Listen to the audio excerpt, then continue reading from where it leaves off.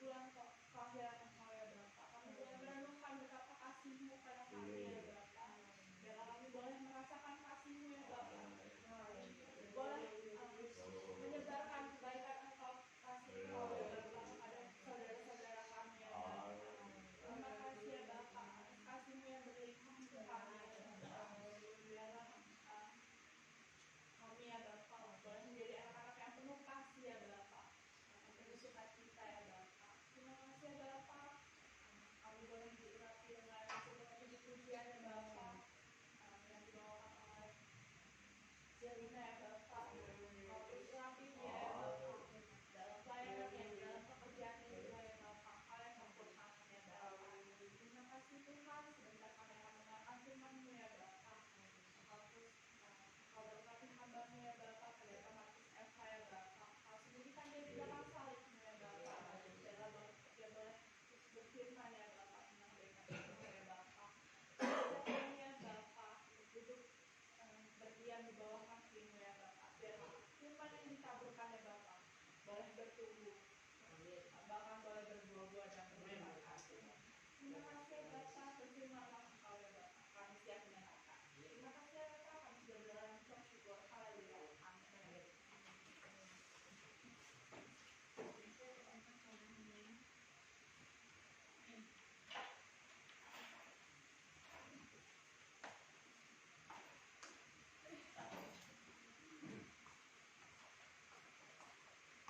Shalom. Puji Tuhan, apa kabar? Luar biasa. Gatal telinga saya. Kenapa saya bilang? Sebab kalau bilang kalimat luar biasa itu expired dari dunia, tapi sebenarnya itu juga expired dari surga. Kenapa saya bilang expired dari dunia? Itu multi level dari luar. Nah, jadi perlu kita selidiki apa kalimatnya. Itu udah expired, udah dipakai lagi sama dia. Itu multi level dari Malaysia. Ya karena saya pernah ikut. Jadi itu udah expired. Tapi apa kabarnya? Puji Tuhan, amin. Apa kabarnya? Puji Tuhan. Hanya itu yang namanya kalau kita agungkan. Jadi kecuali kalau kita tanya bagaimana Yesus? Luar biasa, amin. Itu contoh kalimatnya kena. Bagaimana kabarnya? Ya, saya puji Tuhan. Kabar bagaimana Tuhan Yesus? Luar biasa, betul. Itu, tapi kabar luar biasa. Jadi saya pikir, aspire gitu. Aspire udah dari dunia itu. Aspire dari multi level Malaysia itu. Ya, saya pernah ikut. Jadi untuk apa dipakai gitu? Saudara baik para jauh tadi kalau dari kemudian berkata, renungkan firman-Mu siang dan malam. Dan kita pada jam saat ini sebelum ada perayaan Natal, minggu terakhir sebelum perayaan Natal, kita adakan renungan Natal. Maksudnya apa? Kita playback ke belakang dan mengacu kita ke depan. Apa yang akan kita lakukan? Ini inti daripada renungan. Itu sebabnya ada peribahasa berkata begini, kalau dia adalah binatang yang paling bodoh, tapi meskipun bodoh, dia tidak pernah terperosok pada lubang kata kali yang kedua. Jadi dia udah pernah terperosok, itu binatang dia paling bodoh, tapi nggak pernah dia terperosok pada lubang yang sama. Itu sebabnya kita sebagai anak-anak Tuhan, kita perlu merenungkan. Itu sebabnya saya kalau begitu habis kejadian, pada saat saya bawa mobil, saya akan berhenti atau kalau malam saya akan merenungkan. Kok kenapa kita bisa begini? Oh ya barangkali saya lalai lupa pasang klakson. Oh iya dia lalai, tapi meskipun dia yang lalai, saya satu antisipasi. Saya mesti injek rem, saya mesti kasih klakson. Jadi mulai merenungkan. Dan demikian dalam kehidupan kita.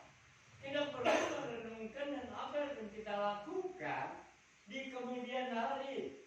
Apa yang akan kita lakukan mengenai tema yang diberikan. Tema yang diberikan oleh Gebis adalah kedatangan Yesus memulihkan kasihnya. Dan tema daripada pada PJU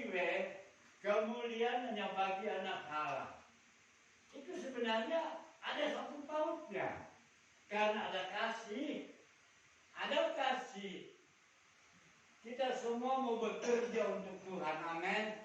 Setelah kita bekerja buat Tuhan, banyak yang dimenangkan, nama Tuhan yang dipermuliakan. Amin.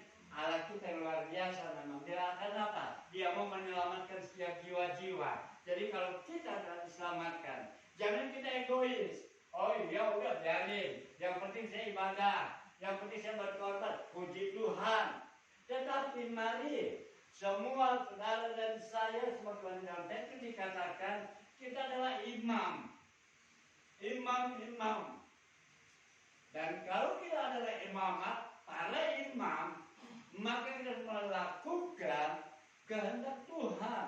Apa yang Tuhan inginkan? Pergi jadikanlah sekalian bangsa muridku dan baptiskan mereka dalam nama Bapa, Anak, dan Roh Kudus. Jadi kita semua dituntut untuk bisa menjadi saluran suara daripada Tuhan. Itu sebabnya seringkali kalau ada rekan-rekan saya, kenapa? Sejak saya mulai keluar dari tahun 80 dan tempat pendidikan, itu saya banyak kali menghadapi rekan-rekan anak-anak daripada S1. Ada yang punya motivasi ingin merebut pasang bendera, iya ada. Ada yang mengacaukan dengan tempat sendiri, ada. Saya selalu tegas, saya katakan kepada dia. Nah, baik pada jauh saat ini kita akan merenungkan kenapa kita ada dan apakah memang kita sudah begitu lelah untuk iring kepada Tuhan sehingga kita kurang daripada kasih-Nya. Sekali peristiwa Tuhan Yesus bercerita di suatu daerah di sana ada seorang anak. Keluarga ini punya 2 orang anak. Tetapi ternyata anak yang bungsu dia mangkrung dia.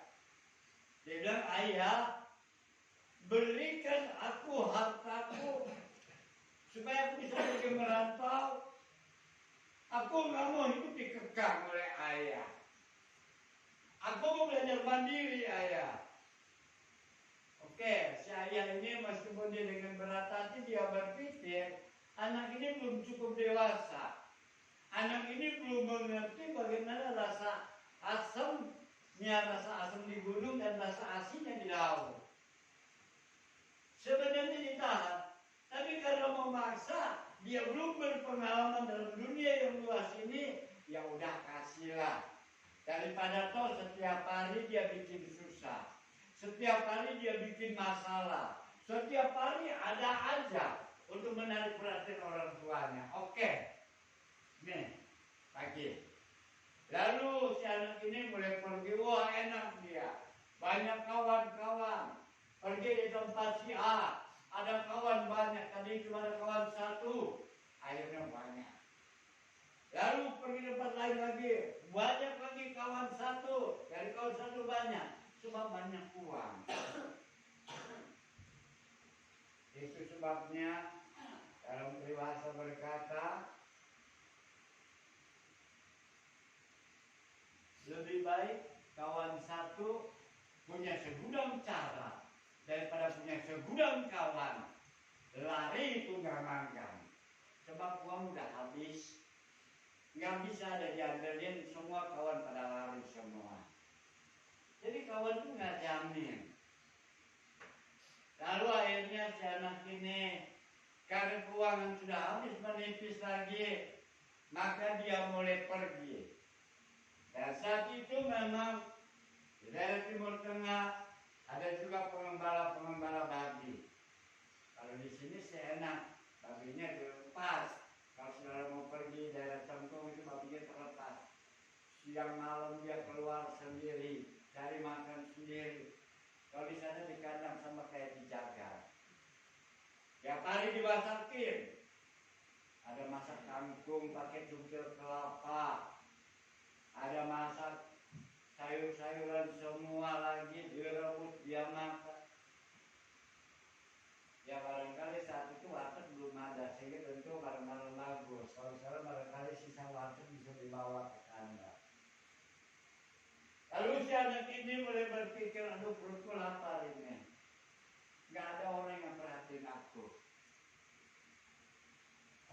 Begitu dia mau ambil cungkil kelapa, ya barangkali ini enak untuk mengganjal perutnya. Sebab semua barang-barang direbus. Dia mau makan. Tapi oleh penjaga dimarahin dia. Dia mulai merenungkan. Hidup di sini susah. Kawan udah pada nggak ada. Keuangan menipis. Kasih tidak ada lagi. Hanya ngambil sebungkil kelapa untuk di makanan pun dimarahi. Seharusnya dia punya kasih. Lalu dia mulai berpikir. Dia teringat dengan ayahnya. Dia teringat dengan keluarga. Lalu dia bilang dalam hati. Dia mulai terbayang bagaimana orang-orang upahan yang kerja sama ayah. Makan bebas, ngopi bebas. Semua ada saling mengasihi, saling tegur sapa. Di sini dia. Akhirnya dia punya inisiatif. Saya lebih baik saya pulang. Saya nggak usah diangkat lagi menjadi anak di sana. Nggak perlu jadi anggota keluarga di situ. Biar saja menjadi seorang upahan saja deh. Saya udah bersyukur sebab di sana ada kasih. Di sana berlimpah segala makanan. Meskipun saya nggak punya hak, saya mau ke sana. Sehingga akhirnya dia bilang, apabila dia sebentar bertemu dengan ayahnya, dia akan berlutut pada ayahnya. Dia bilang, Bapak, saya sudah berdosa kepada ayah dan juga sudah berdosa kepada surga. Sebab itu izinkanlah saya hanya menjadi seorang pekerja dari ayah. Saya nggak ada hak di situ, nggak apa. Lalu akhirnya kalau kita melihat dalam Injil Lukas pasal yang ke-15, ternyata pada saat dia mulai berjalan ke sana, maka di situ dia melihat dia berjalan di sana.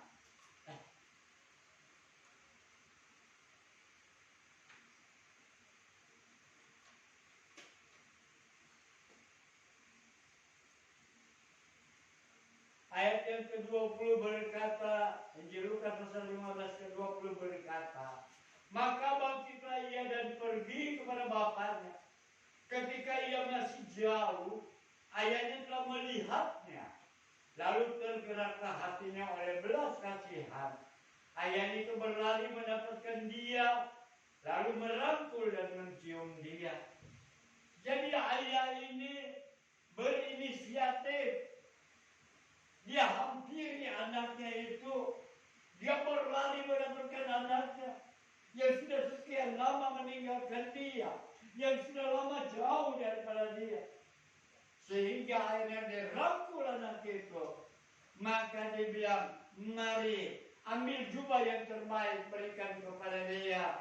Ambil cincin yang terbaik berikan kepada dia. Dan pakaikan juga kasut pada kakinya. Dan tidak akan berpesta pora. Sehingga ini terjadi suatu sukacita. Dan itu sebabnya dalam Alkitab berkata kalau satu orang selamat, oh malaikat di surga bersorak-sorai. Malaikat di surga bersukacita. Sebab anak ini telah kembali tentu. Anak ini tidak datang dengan sendiri. Maka mereka yang terhilang itu adalah dukungan doa daripada keluarga. Dukungan doa daripada para saudara, dukungan daripada para sidang jemaat yang mengerti di dalam segala keberadaan keluarganya. Itu sebabnya komunikasi sangat diperhatikan. Dan kita berbalik kembali pada anak ini. Apa jadinya kalau pada saat itu si anak ini kembali bersukacita. Dan itu sebabnya bahwa kasih itu adalah inisiatif daripada Bapa. Inisiatif berapa banyak Tuhan telah memberikan para nabi. Dari 4.000 tahun yang lewat, nabi-nabi dikirim ke tidak ada nabi di luar Israel. Semua garis keturunannya dari Israel. Nabi-nabi di sana dikirim untuk memberitakan kabar kesukaan. Nabi-nabi dikirim ke sana supaya mereka bisa kembali kepada Tuhan. Tetapi akhirnya sia-sia. Jadinya nol besar apa yang Bapak lakukan. Dan itu semua yang mari kita baca dalam Yefanya pasal yang ketiga ayat yang ke-17. Kita akan membaca bersama-sama Yefanya pasal yang ketiga. Yefanya adalah ke-12 pada buku para nabi-nabi kecil. Dimulai pada Hosea, Yol, Amos, Obadya, Yunus, Mika, Nahum, Habakuk, Yefanya, Hades, Zakaria, dan Maliaki. Ini adalah 12 buku nabi-nabi kecil. Kita akan buka di dalam Yefanya pasal yang ketiga, ayat yang ke-17. Sudah dapat? Kita akan membaca bersama-sama. Yefanya pasal yang ketiga, ayat yang ke-17. 3, 2, 1. Tuhan Allahmu ada di antaramu sebagai pahlawan yang memberi kemenangan, yang bergirang karena engkau dengan sukacita, yang membaharui engkau dalam kasihnya, ia bersorak-sorak karena engkau dengan sorak-sorai. Terima kasih. Dia datang ke dalam dunia untuk memperbarui kasihnya. Tuhan Yesus datang ke dalam dunia untuk memperbarui kasih dalam kehidupan kita. Dan kalau dia datang, apa yang telah kita lakukan kepada dia? Dia yang tadinya pemerintah surga, yang memerintah para malaikat, yang memerintah segala cuaca yang ada di muka bumi, yang mengatur musim sedemikian rupa dengan hikmat yang luar biasa. Meskipun kita di sini hanya dapat 2 musim, barangkali saudara pikir begitu mudah. Betul, kalau cuma di satu wilayah. Tapi Tuhan tidak atur satu daerah. Tuhan atur seluruh dunia. Sampai yang 4 musim pun masih dapat kebahagiaan. Bagaimana mereka yang tidak dapat musim? Seperti di kutub selatan, kutub utara. Masih Tuhan juga yang atur itu. Karena dia penuh dengan segala hikmat, penuh dengan kekuasaan. Amin. Nah itu sebabnya pada jauh saat ini tidak kembali merenungkan kalau dia memperbarui kasih dalam kehidupan kita, apa yang dapat kita lakukan? Bagaimana pada tahun ini? Berapa banyak sudah kita mengenalkan Yesus dalam kehidupannya? Berapa banyak orang bersama-sama dengan kita bercerita tentang Tuhan? Memang penginjilan kita ada batas-batas tertentu. Itu sebabnya saat kita menginjil cukup kita berbicara tentang kebaikan Tuhan dalam kehidupan kita. Jangan berbicara hal yang negatif kepada kawan-kawan. Jangan bicara tentang cabai yang mahal sampai nggak ada cabai di tempat pendaringan itu. Jangan. Tapi kita boleh bersyukur, kita katakan benar, tapi betul mahal, tapi Tuhan masih penuh kasih. Masih ketemu aja kalau cabai tempe sepotong aja 1.000 masih dapat cabai katanya. Jadi bercerita tentang kebaikan Tuhan. Bercerita itu juga sudah menjadi saksi. Bercerita itu sudah memberitakan tentang Tuhan. Dan bagaimana kita bisa mampu untuk menghadapi hal yang demikian? Dunia lebih cerdik daripada kita. Tetapi mari kita belajar apa yang dilakukan dari ayah yang penuh dengan segala kasih, yang begitu mengasihi manusia. Apa yang dilakukannya? Kita kembali lagi dalam Injil Lukas pasal yang ke-15. Kita melihat apa yang dilakukan sang ayah setelah dia memeluk anaknya. Setelah anak itu kembali ke halibaannya, dia masuk ke dalam rumahnya itu. apa yang dia lakukan. Maka kita melihat berkata, tetapi ayat itu berkata pada hamba-hambanya, lekaslah bawa kemari jubah yang terbaik. Kalau kita mau melayani Tuhan, barangkali bulan kemarin, tahun ini kita belum sama sekali kita belum mengenalkan Tuhan. Pertama-tama kita perlu pakai jubah yang terbaik.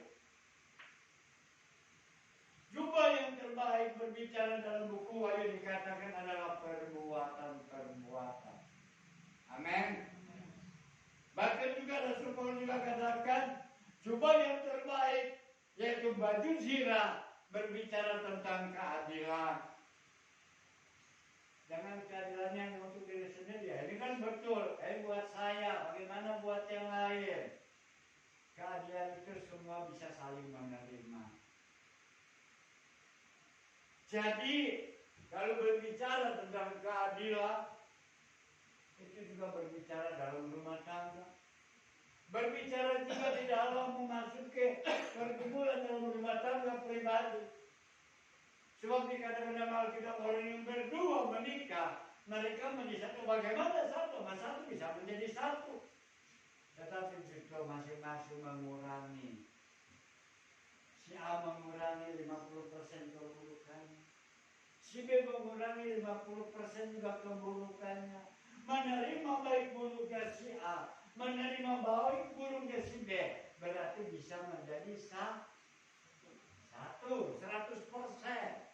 Jadi kalau sama-sama 100%, nggak mungkin bisa menjadi satu. Masih mengurangi. Dan itu sebabnya di dalam Tuhan, kita juga perlu memakai baju keadilan. Kita perlu memakai baju dalam perbuatan-perbuatan kita. Tahun ini kita belum. Mari kita belajar. Sebagaimana anak yang kita bilang ini. Yang udah tadi aku sama orang saya menurut pandangan itu. Tapi dia penuh kasih, dia ampirin. Demikian kita. Kita ini sudah terhilang daripada Allah. Kita ini sudah berdosa. Dan dalam buku Roma dikatakan bahwa upah dosa adalah yang ada. Apapun yang kita lakukan tetap menuju pada penghukuman. Kita nggak bisa melakukan menurut kebenaran kita. Memang kita ada 3 periode. Periode pertama sebelum hukum Taurat. Mereka dibenarkan karena perbuatan-perbuatan baik. Nuh belum menerima hukum Taurat. Abraham belum menerima hukum Taurat. Dan itu sebabnya firman Allah berkata mereka dibenarkan karena mereka belum menerima hukum Taurat dan hukum Taurat belum diturunkan. Periode yang kedua hukum Taurat. Mereka melakukan hukum Taurat. Itu sebabnya waktu orang Israel keluar dari Mesir, 630.000 orang mereka yang di atas usia 20 itu orang Israel. Tapi di antara mereka banyak juga yang ikut. Di luar Israel banyak juga. Mereka menggabungkan diri. Mereka melakukan hukum Taurat. Saat mereka beribadah, mereka semua turun. Saat mereka ke Gunung Allah, mereka harus ikut ke sana. Mereka nggak boleh menyentuh yang ada di gunung meskipun saat itu gunung bergoyang. Ada lidi di atas gunung. Mereka nggak boleh menyentuh. Siapapun mereka, firman Allah berkata, baik orang Israel asli, ada baik mereka yang masuk menjadi keluarga Israel meskipun dia bukan warga negara Israel. Mereka menuruti peraturan dan mereka harus membawa korban. Ingat, korban memang tidak dipaksakan, tetapi adalah keharusan. Itu sebabnya kalau keharusan harus dilakukan dengan kerelaan. Amin. Kalau keharusan itu menjadi keterpaksaan dari kerja paksa nanti. Tuhan tidak mau. Keharusan kenapa? Sebab kita tahu Allah telah berikan kita kesehatan, Allah telah berikan kita kekuatan. Berapa kita harus bayar dokter? Ya ada BPJS, tapi belum semua bisa dijangkau oleh BPJS. Tapi kalau kita beribadah kepada Tuhan, kita sungguh-sungguh menikmati, maka bukan suatu hal yang begitu berat untuk membawa segala korban. Tanggung jawab kita kepada Tuhan. Sebab perpuluhan itu Tuhan itu seringkali saya katakan. Sampai orang dunia bilang luar biasa. Kalau kami mau bangun musola kecil aja, kami modal kuat di pinggir jalan. Memohon kepada yang di luar, menyalurkan sedekah. Tapi kalau gereja, takut dia bangun. Sebab apa? Sebab kita saling bersatu hati. Amin. Saling menopang, saling mengerti keadaan.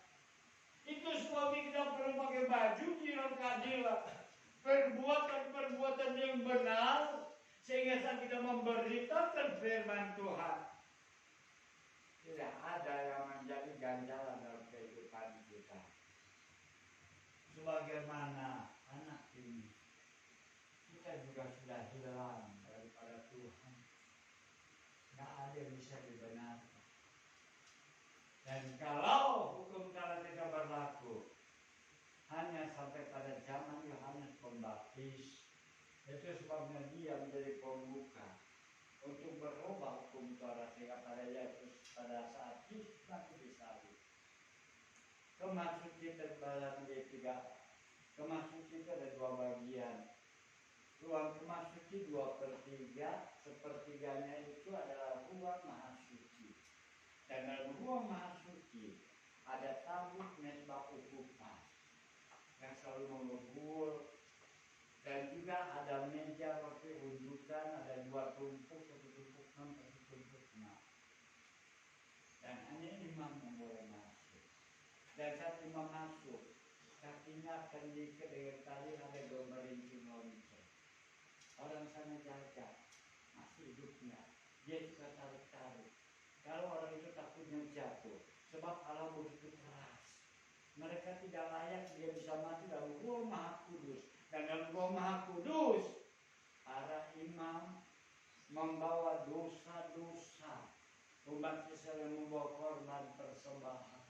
Korban dosa dibawa ke dalam, dipercik ke dalam.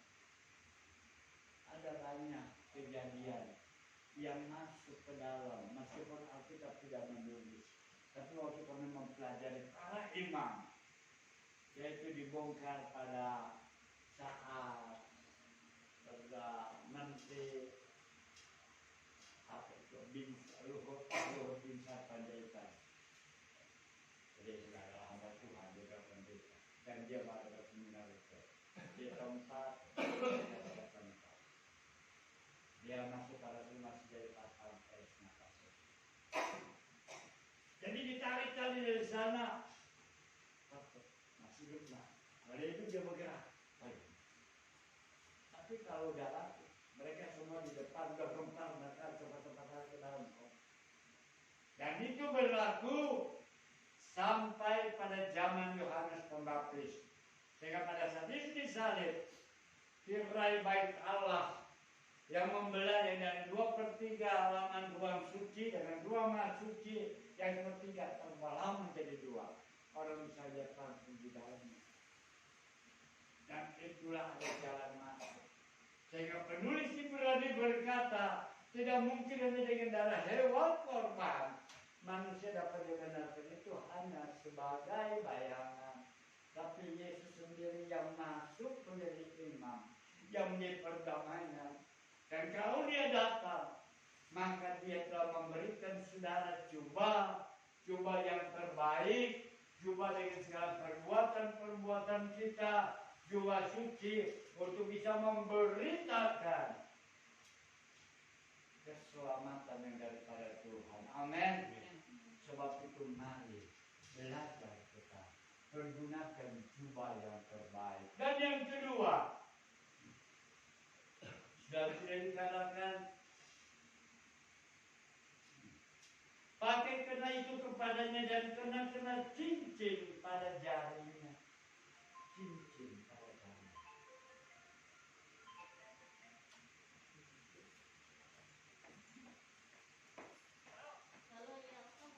Cincin pada jarinya.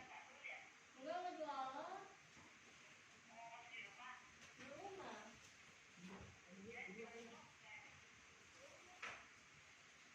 Mengenakan cincin pada jarinya itu berarti kita diberikan cincin. Apa itu cincin? Itu tidak ada ujungnya. Setiap kali ada pertunangan dilambangkan dengan cincin. Setiap kali ada pernikahan juga dilambangkan dengan cincin. Cincin pada ujung itu berbicara tentang kasih yang tidak batasnya. Kematian tidak dapat memisahkan kasihnya. Penyakit sampai penyakit tidak dapat memisahkan kasihnya. Bahkan juga keadaan-keadaan baik suka maupun senang maupun susah juga tidak bisa memisahkan hubungan itu. Demikian juga kita di dalam Tuhan. Kita diberikan cincin kasih kepada Allah. Jadi pada saat kita diberikan cincin kepada Allah, tidak ada tekan kontrak pada saat kita ada masa senang. Tidak ada tekan kontrak pada saat kita susah saja kita ikut Tuhan. Kalau senang kita nggak ikut Tuhan, tidak ada. Sebab saat kita sudah tekan kontrak iring kepada Tuhan, berarti selamanya kita ikut Tuhan. Amin. Seluruh hidup ada dalam tangan Tuhan. Kematian, mara bahaya, tidak dapat memisahkan kita. Berapa waktu yang lalu saya pakai papannya, pasti papan. Tidak ada luka, tidak ada luka. Orang itu panasnya di belakang sini. Dan kebetulan ujungnya hanya kena di samping sini, tidak di belakang. Tidak bagus. Kalau bukan Tuhan yang melindungi, mungkin hanya karena berita nama Eva di sana ada kecelakaan.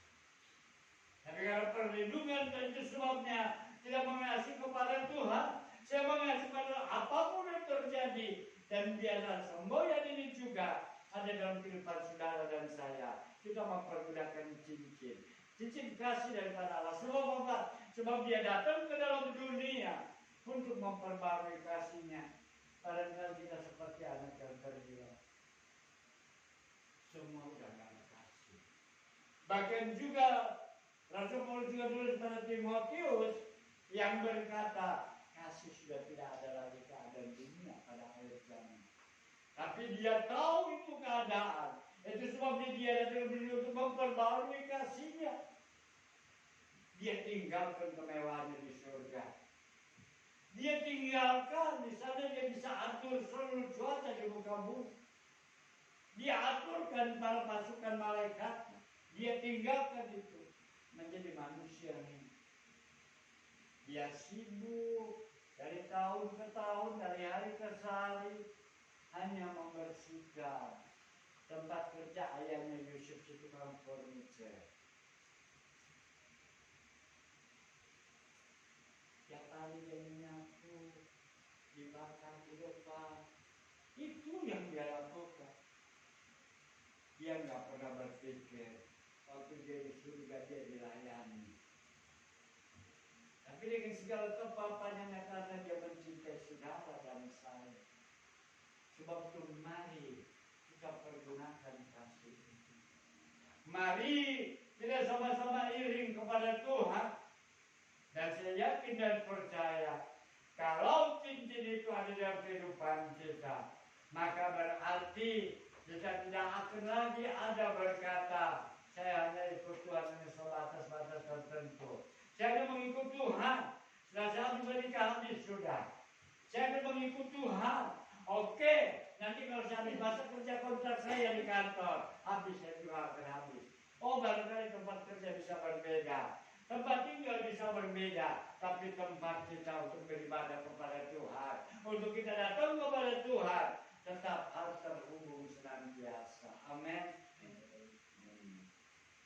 Jadi jangan mentang-mentang kita kerjanya sebagai para imigran, nanti pindah ke Meksiko, oh di sana, ya udah dia kerja, lalu dari gereja dia pergi ke gereja, lalu akhirnya begitu pindah, wah dapat lagi tidak pekerjaan kontrak ke Papua, wah ini dari gereja udah masuk ke gereja, enak loh, jangan, tetap kita mencari Tuhan, dimanapun selalu ada pekerjaan Tuhan. Amin.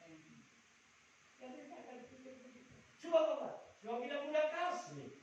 Dan kasih daripada Allah. Itulah kasih yang luar biasa. Sehingga tidak bisa melihat maju ke depan. Apa yang target kita ke depan? Untuk bisa membawa banyak jiwa. Yaitu pertama kita harus memakai jubah yang bersih. Dengan segala perbuatan-perbuatan. Dan yang kedua mengenakan cincin. Dan selanjutnya apa yang dipergunakan? Maka di sini dikatakan, yaitu dalam ayat yang ke-22 juga, dan apa? Dan sepatu pada kakinya, sepatu pada kakinya. Coba saudara bayangkan, kalau kita berjalan tanpa ada sepatu, kalau kita berjalan tanpa pakai sendal, mungkin bisa bertahan. Orang-orang pedalaman memang nggak pakai sepatu. Kalau berjalan dia telanjang kaki. Tapi situasinya beda dengan kota-kota besar. Sebab kalau orang daerah jalan selama udara sejuk, dia bisa berjalan bertelanjang kaki selama 12 jam. Tapi bagaimana dengan yang ada di kota-kota besar? Aspalnya itu bisa menjadi panas. Bisa seperti kita berdiri di atas penggorengan, di kuali, di atas kompor. Itu sebabnya perlu sepatu. Dan sepatu itu perlu digunakan untuk menahan terusnya panas matahari.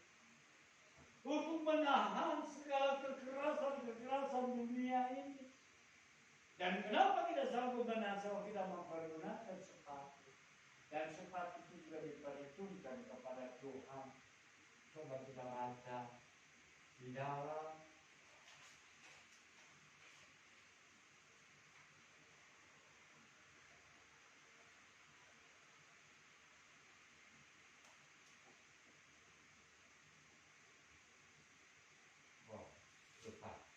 di dalam buku Yeskiel dikatakan bahwa betapa indahnya kaki-kaki yang membawa berita kabar baik.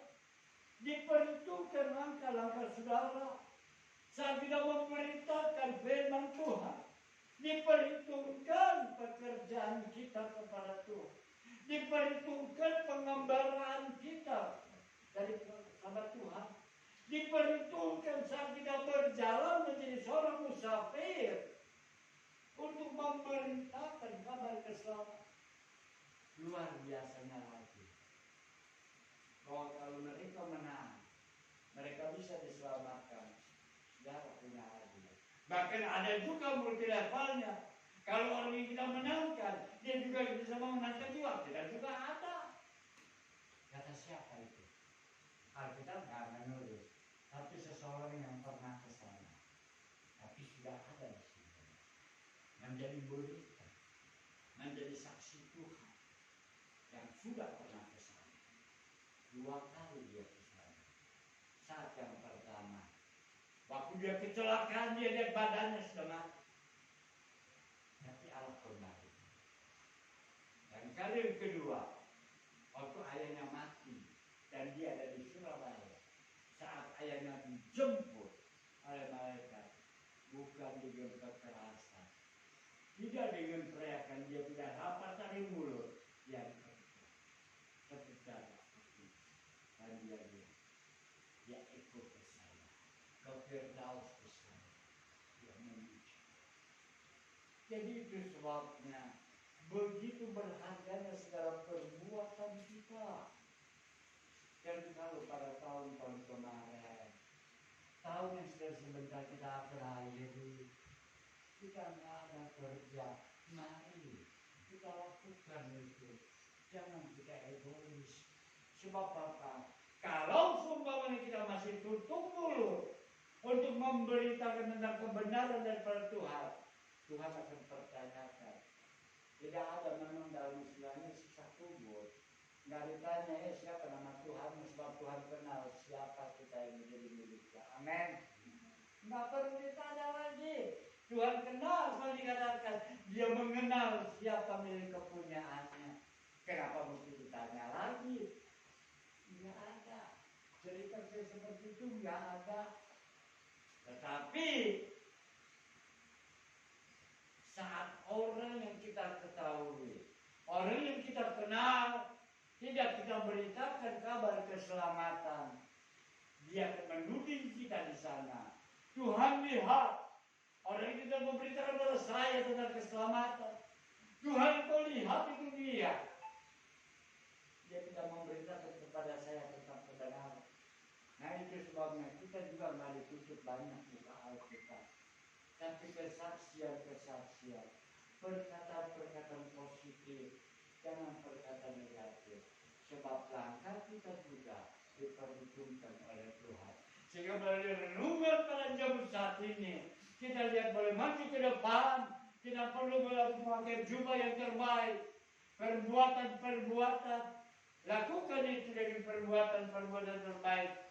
Yang kedua, kenakan cincin, kenakan kasih Allah. Dan yang ketiga, pergunakan sepatu untuk mempergunakan berjalan membawa banyak jiwa. Dengan jalan demikian maka saya yakin dan percaya tahun depan yang sebenarnya kita lewati akan banyak jiwa-jiwa yang dapat dimenangkan, nama Tuhan dipermuliakan. Dan sebagai penutup, kita membaca dalam Kolose pasal yang ketiga.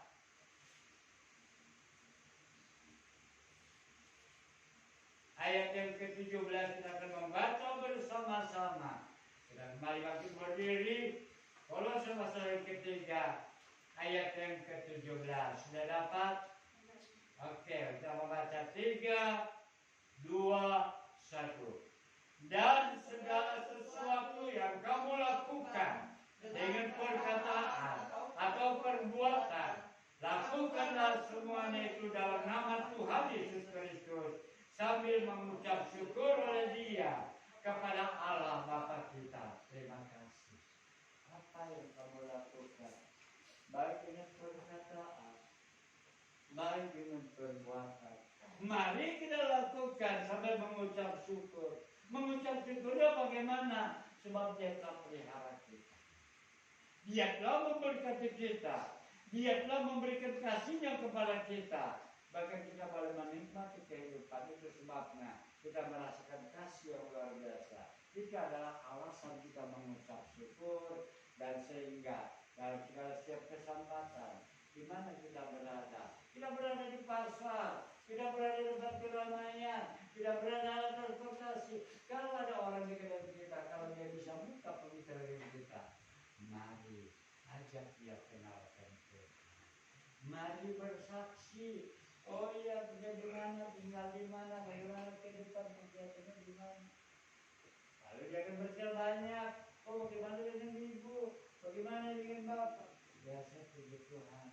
Keadaan memang sulit. Tapi ya kalau pada besarnya saya masih bisa ada dalam transportasi. Saya masih ada di sini. Itu adalah kemuliaan. Itu juga sebagai saksi. Dan kalau dia mau lebih kenal lagi, tentu dia bertanya. Minta ada nomor WA-nya. Di situ kesempatan kita untuk menunjuk. Amin. Mari sama-sama kita lakukan. Kita tidak hanya untuk datang kepada Tuhan untuk berkorban dan beribadah, tapi kita mau lebih lagi. Inilah renungan Natal pada saat ini untuk memotivasi kita untuk jalan ke depan. Apa yang harus kita lakukan? Sebab itu apa yang dapat kita lakukan, kita akan memuliakan nama Tuhan. Mengasihi lebih sungguh mengasihi, mengasihi lebih sungguh. Tuhan lebih dulu mengasihi kepadaku,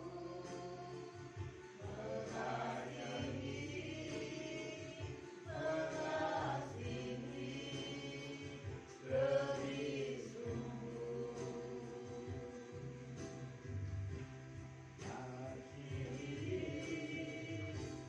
mengasihi, mengasihi lebih sungguh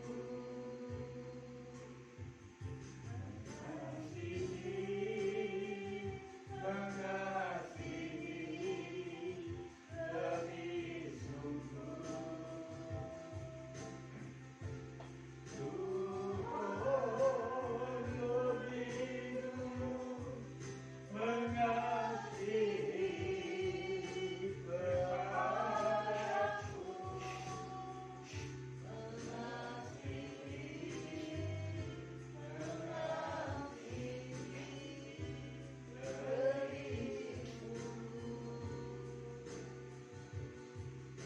kita renungkan kebiasaan ini. Kalau dia tidak mengasihi kita, tidak mungkin dia berinkarnasi menjadi manusia. Kalau dia tidak mengasihi kita, tidak mungkin dia datang ke dalam dunia yang telah tercemar daripada dosa. Dan tidak ada kasih di dalam dunia ini. Tetapi dia mengasihi saudara dan saya.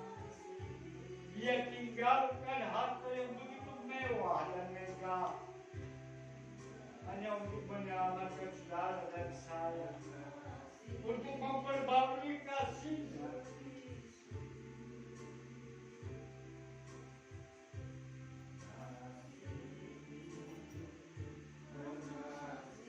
Dia datang ke dalam dunia untuk memperbarui kasih, sehingga saudara dan saya tidak boleh masuk ke dalam hadirat Allah. Dan jika kita sudah masuk, apakah kita cukup bertopang tangan, bertopang dagu dalam gereja? Apakah cukup kalau kita sudah mengasihi kepada Tuhan? Tidak ada perbuatan yang kita lakukan. Firman Tuhan berkata,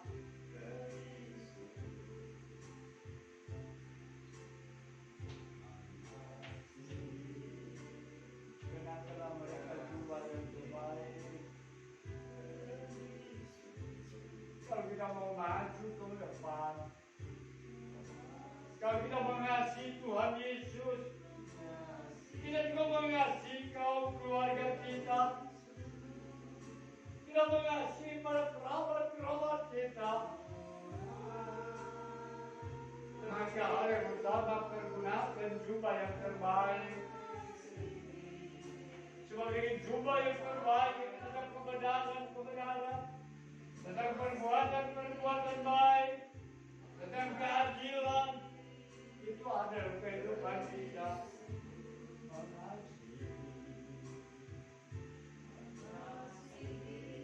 Dan juga kenal-kenal cincin.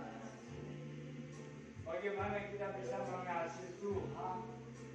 Bagaimana kita bisa mengasihi sesama? Kalau kita tidak punya kasih,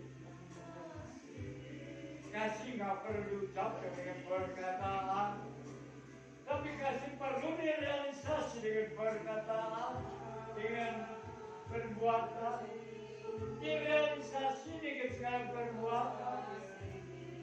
Ada banyak saudara kita yang sudah jauh daripada Tuhan. Itulah kesopanan kita menginjil buat mereka.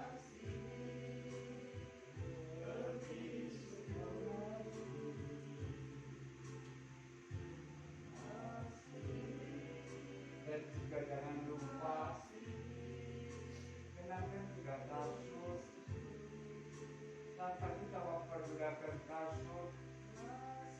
Kita akan merasa kepanasan. Yang dunia yang tidak ada kasih.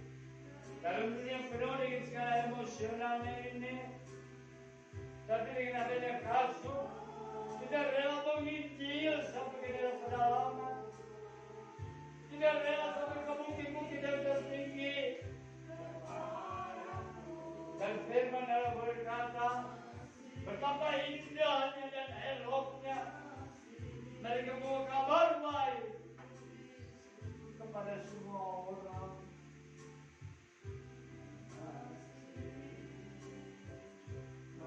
Semua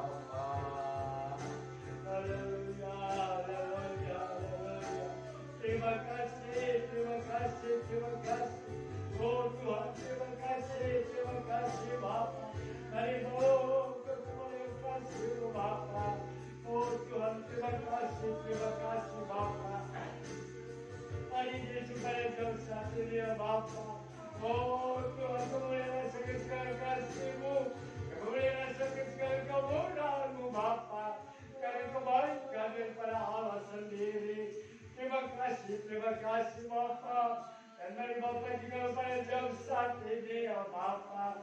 Oh Tuhan, kalau kami boleh merenungkan kehidupan, kalau kami boleh merenungkan ya Bapa, mengapa Yesus datang ke dalam dunia, mengapa Yesus perlu datang ke dalam dunia, meninggalkan ke surga yang begitu megah, meninggalkan surga yang begitu mewah, meninggalkan segala urusan-urusan dan segala Tuhan.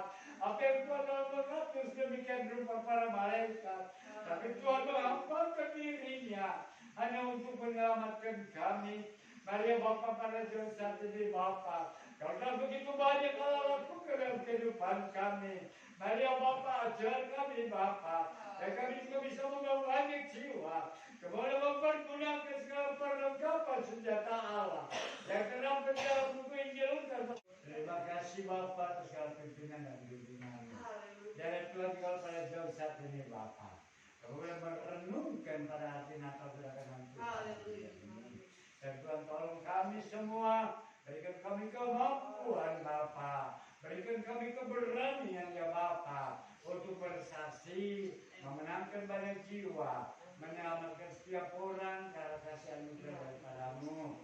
Terima kasih Bapa, dan mari Bapa bersertai kami. Tapi Bapa bagi anak-anakmu ya Bapa, yang sudah meninggalkan tempat ini Bapa, mari Tuhan tolong bagi anak-anakmu Bapa, yang bersekolah berikan hikmah ibadah kalbu kepada Tuhan.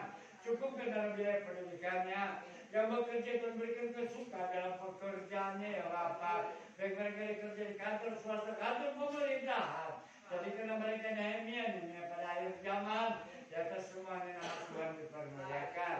Tolong juga ya Bapak, bagi anak-anak belum berdagang, bagi anak belum mengelola hutan, yang mengelola tanah juga, mereka kerjakan semua ya Bapak. Untuk lindungi semua dengan kuat kuasa kasih daripadamu. Terlebih bagi anak-anakmu Bapak yang mengandalkan alat transportasi, baik kereta alat transportasi darat, alat transportasi laut, alat transportasi udara. Dan juga lindungi ya Bapak, pada bekerja dengan keluarganya. Di dalam nama Tuhan Yesus, kami berucap syukur. Haleluya. Maka saudara kekasih, kita harapkan kematian rohani kita kepada Bapa yang di surga. Sebab dari sana juga seluruh kehidupan kita menjadi terarah. Dan dari sana juga segala berkat-berkat Allah dicurahkan. Dan biar kita pulang ke masing-masing. Kita pulang dengan segala berkat-berkat Allah Bapa. Damai sejahtera sukacita anugerah dari Tuhan Yesus Kristus. Serta persekutuan pernyataan kuasa Roh Kudus.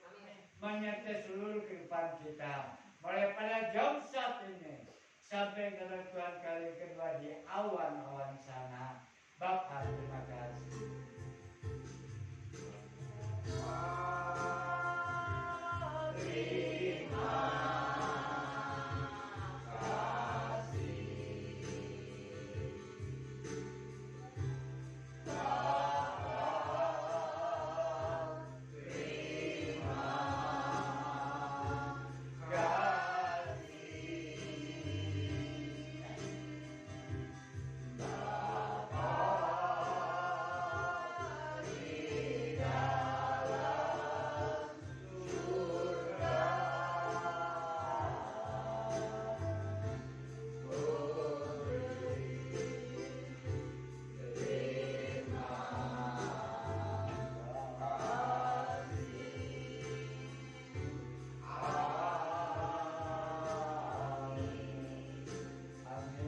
Silakan duduk, saudara, ada pengumuman.